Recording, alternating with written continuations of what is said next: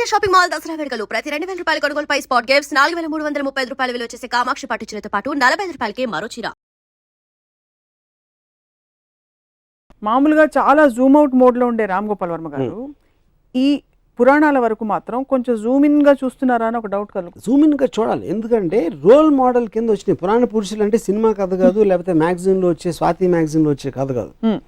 టోటల్గా మనం ఎవరిని ఫాలో అవ్వాలి, ఒక బెటర్మెంట్ ఆఫ్ ద సొసైటీ కానీ క్రియేట్ చేసిన రోల్ మోడల్స్ ఇలాంటి దేవుళ్ళు అందరూ.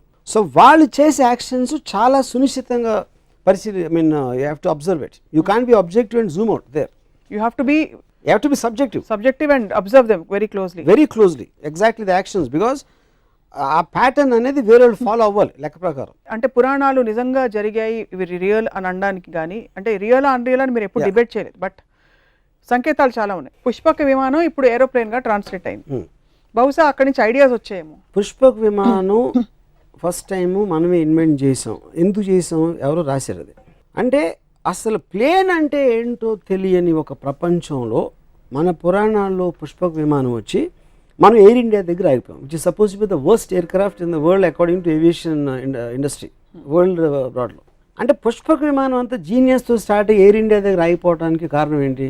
ఎందుకంటే ఎయిర్ ఇండియా అనేది ప్రాక్టికల్ అప్లికెన్స్, పుష్పక విమానం అనేది ఒక రచయిత ఊహ, అది లేదు అప్పుడు. సో మనం ఇన్ని సంవత్సరాలు అంటే ఇన్ని థౌజండ్స్ ఆఫ్ ఇయర్స్ ట్రెడిషన్ ఉండి, ఆ సివిలైజేషన్స్ ఉండి అది ఉండి మనం అసలు ఏమి ట్రెడిషను, అసలు దాని కల్చర్ హిస్టరీ లేని అమెరికా ఎంబసీ బయట మన లైన్స్ ఉంటాయి, వాళ్ళ ఇండియన్ ఎంబసీ అనక బయట అమెరికన్ లైన్స్ ఉండవు. సో అదొక్కటే ఎందుకు అమెరికాలో పుష్పక విమానానికి 100 రెట్లు, మన బ్రహ్మాస్త్రానికి 100 రెట్లు అటామిక్ బాంబ్, హైడ్రోజన్ బాంబ్స్ వాళ్ళు కనిపెట్టారు, మనం కనిపెట్టలేదు. మనం కనిపెట్టాలనుకున్న ఊహలన్నీ మన పేపర్ మీద రాతల్లో మిగిలిపోయినాయి. వాళ్ళు చేసిన తర్వాత వాళ్ళ టెక్నాలజీ అద్దెకి తెచ్చుకునో లేకపోతే బతిమాలు తీసుకొచ్చి మన ఒకటే అరా ఉన్నాయి మన దగ్గర. సో మనం కేవలం చెప్తాం, వాళ్ళు చేస్తారు, అది డిఫరెన్స్. రాముడు, కృష్ణుడు వీళ్ళెవరూ మీకు రోల్ మోడల్స్గా పురుషులుగా అలా కనిపించారు, ఉత్తమ పురుషులుగా. అంటే కృష్ణుడు కొంచెం బెటర్, ఎందుకంటే చాలా మంది గోపికలు కొంచెం రియలిస్టిక్ గా ఉంది. గోపికలు అబద్ధాలు చెప్తాడు, మ్యానిపులేట్ చేస్తారు, నేను ముందు ఆయన చూసాను నేను చూడలేదు, ఇలాంటి అట్లీస్ట్ ఎంటర్టైనింగ్ ఆస్పెక్ట్ ఉంటుంది, కొంచెం మనిషికి దగ్గరగా ఉంటాడు కృష్ణుడు బెటర్ అంటారు రాముడు కంటే.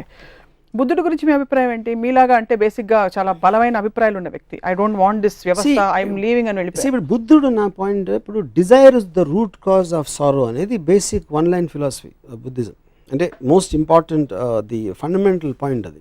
నేను దానికి ఎగ్జాక్ట్ ఆపోజిట్. డిజైర్ అనేది లేకపోతే బతకడమే అసలు అనవసరం. మీరు బుద్ధుడికి పార్షియల్ గా ఉండి జూమ్ అవుట్ చేయట్లేదు.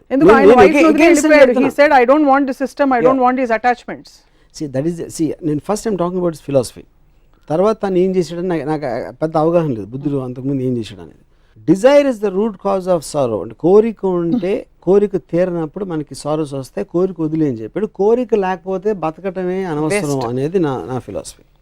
So I am the exact opposite of Buddha. Yeah. But he had a major contribution bringing in peace, message of peace. అవర్ని మీకు కనిపించవా? I really don't know about that. So ఇప్పుడు మీరు ఈ సమకాలీన పరిస్థితుల్లో ఒక అవతార పురుషుడు, పురాణ పురుషుడు మీరు సినిమా తీయమంటే ఎవరు మీరు తీస్తారు? శకుని. I think కృష్ణుడు I think is far better example. ఎందుకంటే ఎలిమెంట్స్ ఆఫ్ శకుని ఉన్నాయి కృష్ణుడు, కానీ కృష్ణుడు తెలియదు ఆ విలన్ ఉంది అంటే కొంచెం నాకు అంటే ఆబ్వియస్లీ మనందరికీ కూడా కృష్ణుడు ఎన్టీఆర్ గారి నుంచి వస్తుంది కాబట్టి నాకు చాలా స్ట్రాంగ్ ఇంప్రెషన్ ఏంటి, ఎవరు ఏమి చెప్తున్నా భీముడు కోపం వస్తూ ఉంటుంది, దుర్యోధనుడు కోపం వస్తూ ఉంటుంది, ఈయన ఒక చిన్న నవ్వుతో, అది యాక్చువల్గా దేవుడు నా దృష్టిలో. ఎందుకంటే అబ్సల్యూట్లీ ఈజ్ అన్ఎమోషనల్ అబౌట్ ఎవ్రీథింగ్. శ్రీకృష్ణుడు నేను ఎప్పుడు కోపంగా చూడలేదు. శ్రీకృష్ణుడు నరికేద్దాం చంపేద్దాం, యుద్ధంలో ఆపేసి ఒక భగవద్గీత అనే ఒక చిన్న క్లాసు అర్జునుడికి ఇవ్వడం, I like that is actual only దేవుడు నాకు తెలిసినంత అబ్జర్వేషన్. మీకు ఒకవేళ బ్రహ్మ, విష్ణు, శివుడు ముగ్గురుతో అపాయింట్మెంట్ ఉంది, కానీ మీరు ice cream 16th part shoot చేస్తూ బిజీగా ఉన్నారు కాబట్టి ఒక్కళ్ళకే టైం ఇవ్వగలుగుతారు, ఎవరికి ఇస్తారు? అంటే ఇప్పుడు విష్ణు ఇస్ నాకు it's a complex thing, because ఆయన ఎత్తిన అవతారాల్లో నాకు ఎవరు కరెక్ట్ అనేది నాకు తెలియదు. So I don't want take that chance.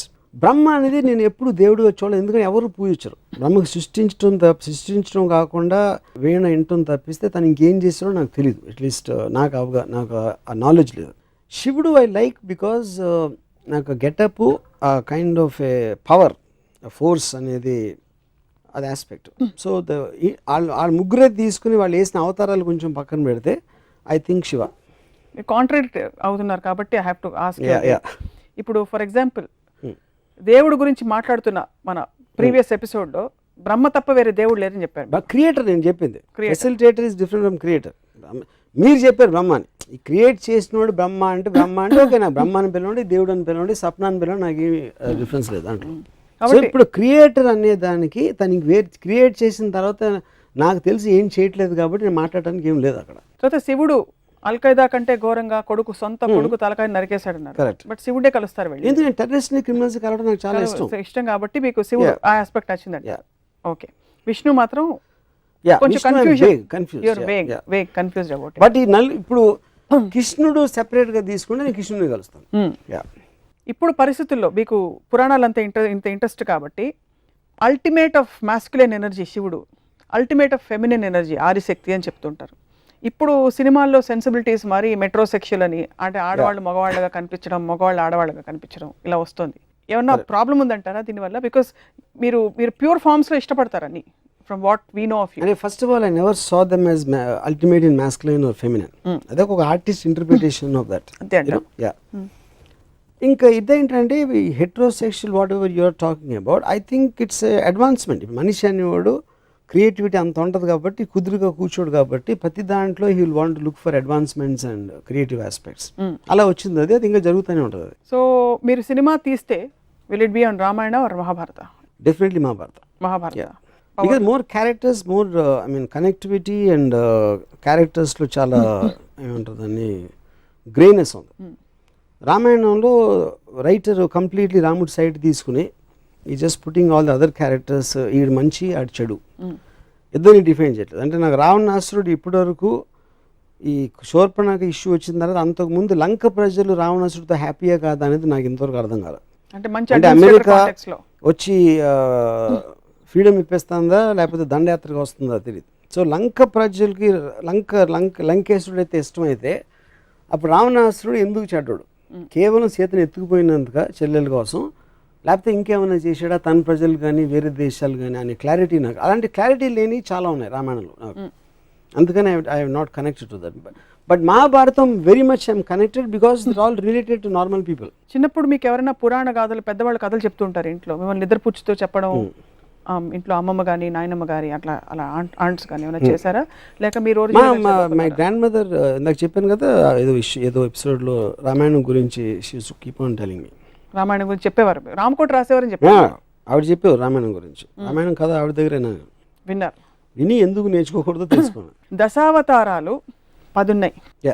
11వది ఉంటే ఎవరు అవుతారు? 11వదా? సపోజ్ దశావతారాల తర్వాత ఇంకో అవతారం ఉంటే ఎలా ఉంటుంది అనుకుంటున్నారు? Maybe NTR the human being. NT రామావతారం. నాకు అందరి దేవుళ్ళు కానీ ఎక్కువ ఎన్టీఆర్ కనెక్ట్ అయ్యాను. ఆయన చేసిన మూలానో వాట్ ఎవర్ మూల, even as a political person, as a politician, as a human being. As a human being I felt that he has far more better qualities than Rama and Krishna, original Rama and Krishna. Like for example, everything, like the way he speaks or the way he comes across, whatever it is. పురాణాలు కేవలం ఇది role models అంత hype లేకపోతే కేవలం కథల్ని వాస్తవాలుగా చూడగలిగితే వాటికి తావు ఉందని మీరు అనుకుంటున్నారు? అలాంటి స్టోరీస్ పురాణాలకి దేవుడు కనెక్షను లేకపోతే ఏముంటుందని ఒక లార్జర్ దెన్ లైఫ్ ఆస్పెక్ట్, ఒక దైవత్వం లేని ఆస్పెక్ట్లో కేవలం కథలుగా వస్తే నాకు తెలిసి బి గ్రేడ్ సినిమా ప్రొడ్యూసర్ కూడా దాన్ని యాక్సెప్ట్ చేయడు. అంత లాజిక్ లేని అబ్సల్యూట్ క్లారిటీ లేని కథలని. ఇప్పుడు ఫర్ ఎగ్జాంపుల్ ఈ ఎపిసోడ్ చూసిన తర్వాత విశ్వ హిందూ పరిషత్ వాళ్ళు వచ్చి మీ మీద దండయాత్రకు వచ్చి మిమ్మల్ని మీతో ఒక డిబేట్కి రెడీ అంటే మీరు రెడీయా? ఇప్పుడు విశ్వ హిందూ పరిషత్ ఎవరు నాకు తెలియదు. ఫస్ట్ ఆఫ్ ఆల్ నా పాయింట్ ఎవరైనా కానీ ఇప్పుడు నేను ఇందాక ఒక చెప్పాను, నేను I don't claim to be an expert on Ramayanam. నేను ఒక మామూలుడికి ఆ పురాణాల గురించి ఎంత తెలుసు నాకు అంతే తెలుసు. దాని గురించి నేను మాట్లాడతాను. అప్పుడు దానికి ఎక్స్ప్లెనేషన్ చేస్తా. నీకు అర్థం అవ్వంది ఏంటంటే శివుడు తన కొడుకుని ఎందుకు చంపాడు, తల నరికి ఏనుగు తల ఎందుకు పెట్టాడు, తన కొడుకు తల ఎందుకు పెట్టలేకపోయాడు అనే దానికి ఎక్స్ప్లెనేషన్ నాకు ఇస్తే I will very happily listen. I will be very glad. I might go and join Hindu Parishad. Join అవుతా నాకు సాటిస్ఫాక్టరీ ఆన్సర్ ఇస్తాయి. సేమ్ థింగ్ అయోధ్యను వదిలేసి ఉట్టి ఎవరో ఒక పాతకి కైకేకి ఇచ్చిన వాటికి రాముడిని పంపేసి అంత ఇర్రెస్పాన్సిబిలిటీతో ఒక కింగ్ ఉంటే దాన్ని అది కరెక్టే తను చేసిన ఎక్స్ప్లెనేషన్ ఇస్తే నేను విహెచ్పిలో చేస్తాను. కృష్ణుడు most intriguing character, most interesting character for you. స్త్రీ క్యారెక్టర్స్ లో who is the most interesting character for you in the Puranas? I really doubt any స్త్రీ character has ever been given importance. Always under the feudalistic as సొసైటీలో రాసిన book కాబట్టి they're always relegated to the background. నేను ఎప్పుడు ఏ character కూడా అంటే మహాభారతంలో to extent జరిగి ఉండొచ్చు అది, బట్ నేను రామాయణంలో మాత్రం అసలు నాకు గుర్తు కూడా రిమోట్ కంట్రోల్స్ అని స్త్రీల దగ్గర ఉన్నాయి, కైకే దగ్గర ఉంది ఒక పక్క, సీతమ్మ వారి వల్లే మొత్తం అసలు రామాయణం అంటే అది ఇన్స్టిగేటర్ ఆస్పెక్ట్కి మూవ్ చేసిన దానికి ఒక మనం రోల్ మోడల్స్ గురించి మాట్లాడతాం. రోల్ మోడల్స్ అనే దగ్గర స్త్రీలు ఎప్పుడు నాకు ఎక్కడ కనపడలేదు. సీతమ్మ వారి సహనానికి ప్రతీక, భూదేవ్ అంతటి సహనం సీతమ్మ వారిది. ఎలాగా అంటే అప్పుడు ఏంటంటే దాన్ని రాసింది నేను ఏం చేసినా పడి ఉండాలి అని మగోడు ఒక స్త్రీని నొక్కి పట్టుంచడానికి ఒక సీతమ్మ వారి ఒక ఎగ్జాంపుల్ ఇచ్చి ట్రై చేశారు ఫ్యూడల్ కైండ్లో. I think that is what it is. So it's not relevant now. It is not relevant. It should not be relevant. What should she have ఇప్పుడు డన్? నాకు ఒక normal average Indian house wife she behaves like Sita. I think it is slavery. It is slavery. ఏం చేస్తుంటారు ఇప్పుడు modern Ramayanam జరుగుతుంది, తను ఊరుకోదు ఇలా చేస్తే. ఎవరైనా ఎత్తుకుపోయారండి ఇప్పుడు ఏ స్త్రీ అయినా వచ్చేసి అడవికి వెళ్ళిపోతే అని భార్య మీరు వెళ్ళిపోతే నేను వచ్చేస్తాను వెనకాలంటదా? ఎందుకు మీరు అడగాలని ప్రవోక్ చేస్తుంది కదా ఎవరైనా. అంటే అప్పుడు ప్రవోక్ చేయకపోతే పతివ్రత కదా. ఏ ఇంట్లో కూడా మన కుటుంబం మనది మనం చూసుకోవాలి ఎవరైనా సరే అనేది ఒక థర్డ్ అబ్జర్వేషన్ ఇవ్వటం అనేది ఏ భార్యకైనా తన రెస్పాన్సిబిలిటీ.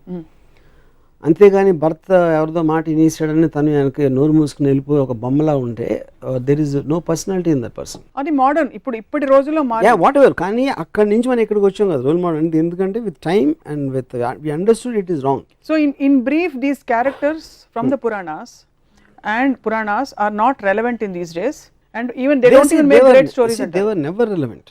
అదేదో బుక్స్ లో మనం మాట్లాడి భజన చేసుకోవడానికి ఉంటుంది. Practically you cannot apply and they never applied also. ఏ స్త్రీ కూడా సీతను రోల్ మోడల్గా తీసుకోలేదు 100%. ఐఎమ్ షూర్ సీతని పూజించవచ్చు బ్లైండ్గా ఏం అర్థం చేసుకోకుండా. కానీ ఇంటికి వచ్చి సీతలా ఉండడం మాత్రం జరగదు. సీతమ్మ వారిని రాముడితో పాటు రాముడి పత్నిగా పూజిస్తారు, విడిగా ఎవరు పూజించారు. ఫస్ట్ ఆఫ్ ఆల్ మీరు అన్నది రైటే. సో ఎనీ అదర్ క్యారెక్టర్ మహాభారతంలో ఎవరు మీకు అసలు? Nothing comes to my mind. Nothing comes to your mind. So it was always a male dominated. Yeah, because it is written in feudalist times. Yeah, which is not relevant in democracy. నిజంగానే అవతార పురుషులు అంటారు, అవతార స్త్రీలను ఎందుకు అంటారు? అది point. So what would you like to tell our viewers Varma గారు అబౌట్ ఇప్పుడు ఇంత డిస్కషన్ అంటే ఇది directly connected to life. This is all related again to God or anything.